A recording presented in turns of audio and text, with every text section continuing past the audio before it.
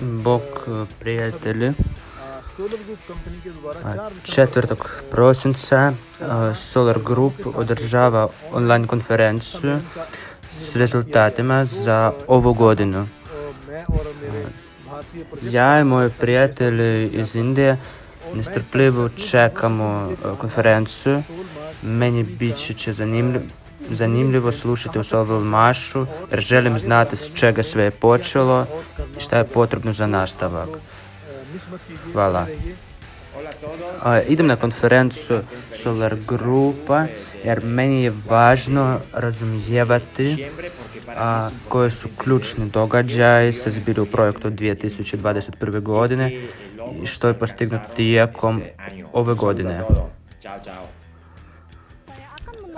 Idem na konferenciju da vidim u brojkama koliko smo učinkovito radili u protekloj godini. Sažem rezultate, razumem s čime i kako se krećemo dalje u 2022. godinu.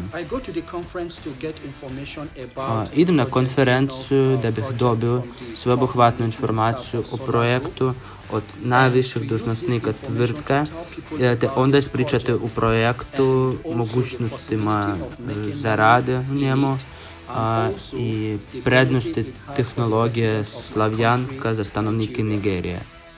4. prosinca Solar Group održat će konferenciju gdje će ispričati o tome koji su planovi ispunjeni ove godine i koje planove tvrtka ima za 2022. godinu. Idem na konferenciju Solar Grupa da dobijem od najviših dužnosnika tvrtke odgovore na moje pitanje i pitanje ulagača o projektu. Tu informaciju koju dobit ću na konferenciji potpuno točno ću koristiti u svom radu. Želim svima uspjeha u poslovima.